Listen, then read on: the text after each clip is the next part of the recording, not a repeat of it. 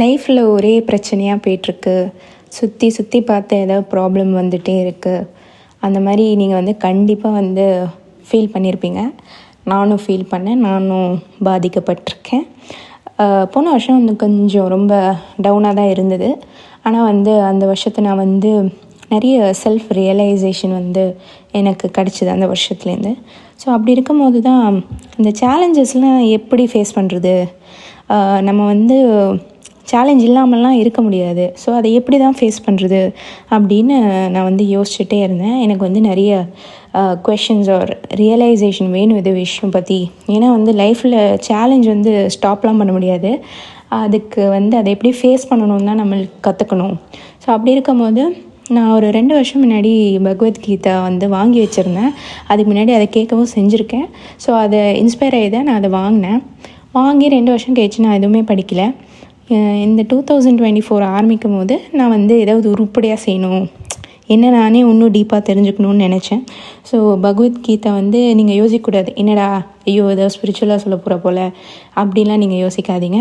பகவத்கீதா ஜென்ரலாக ஒரு way of life, ஒரு லா ஆஃப் நேச்சர், எப்படி நீங்கள் இந்த உலகத்தில் வாழலாம் அப்படின்னு ஒரு விஷயந்தான் அதில் சொல்லியிருக்காங்க. அதை நம்புகிறவங்க அதை பற்றி படிச்சிருப்பாங்க. அதை பற்றி அவேர்னஸ் இருக்கிறவங்களுக்கு அதை பற்றி நல்லாவே தெரிஞ்சிருக்கும். ஸோ இப்போது அதில் என்ன சொல்லியிருக்காங்க, அதில் எனக்கு ஃபர்ஸ்ட் சாப்டரில் மிகவும் பிடித்த விஷயம் என்னென்னா, இந்த மாதிரி ஒரு சேலஞ்சை எப்படி நம்ம ஃபேஸ் பண்ணலாம் அப்படின்னு சொல்லி அதுலேருந்து தெரிஞ்சுக்கலாம். இந்த மாதிரி ஒரு சேலஞ்சுன்னு இருக்கும்போது கண்டிப்பாக அதில் ஒரு எதிராளி, ஒரு ஆப்போனண்ட்டுன்னு இருப்பாங்க. அந்த ஆப்போனண்ட் சில டைம்ஸ் நீங்களாக கூட இருக்கலாம். உங்களுக்கு நீங்கள் ஃபைட் பண்ணிக்கிறீங்க, உங்களுக்குள்ளேயே நீங்கள் ஃபைட் பண்ணுறீங்கன்னா நீங்கள் தான் உங்களுக்கு எதிராளி, நீங்கள் தான் ஆப்போனண்ட். ஸோ அப்படி இருக்கும்போது ஒரு சேலஞ்சில் ஒரு ஆப்போனண்ட் இருக்காங்கன்னா அந்த ஆப்போனண்ட்டோட ஸ்ட்ரென்த்து, வீக்னஸ் எல்லாமே நம்மளுக்கு தெரிஞ்சிருக்கணும். அதே மாதிரி வெறும் ஆப்போனண்ட் பற்றி தெரிஞ்சால் மட்டும் போதாது, நீங்கள் உங்களை பற்றி நல்லாவே தெரிஞ்சிருக்கணும். ஸ்வாட் அனாலிசிஸ்ன்னு சொல்லுவாங்களே, அதுவும் பகவத்கீதையில் சொல்லியிருக்காங்க. இந்த மாதிரி நீங்கள் உங்களோட ஸ்ட்ரென்த், உங்களோட வீக்னஸ், உங்களோட ஆப்பர்ச்சுனிட்டிஸ், உங்களோட த்ரெட், அது எல்லாமே மைண்டில் வச்சுட்டு ஒரு சேலஞ்சை ஃபேஸ் பண்ணுங்கள்.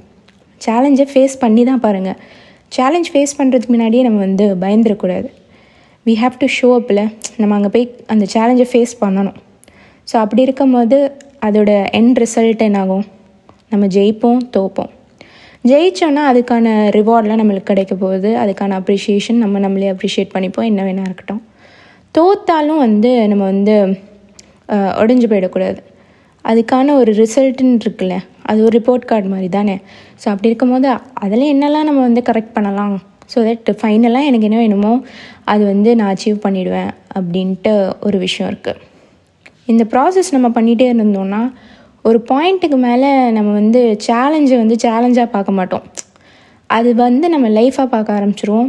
நம்ம வின்னிங் அண்ட் லூசிங் பற்றிலாம் யோசிக்க மாட்டோம். நம்ம விஷயங்களை செஞ்சுட்டே தான் போவோம். ஸோ அப்படி இருக்கும்போது நம்ம நம்மளை ஸ்டெபிலைஸ் பண்ணிக்க முடியும். ஸோ இந்த விஷயம் எனக்கு ரொம்பவே பிடிச்சது. என்னோடய கொஷின்ஸ்க்கான ஆன்சரும் எனக்கு கிடச்சிது. இது வரைக்கும் நீங்கள் பார்த்துருக்கீங்கன்னா அப்போது நான் யாருன்னு சொல்லணும், நான் தீபிகா. ஸோ இந்த மாதிரி கண்டென்ட் எனக்கு போகணுன்னு ஆசையாக இருக்குது. உங்களுக்கு பிடிச்சிருந்ததுன்னா லைக் பண்ணுங்கள்.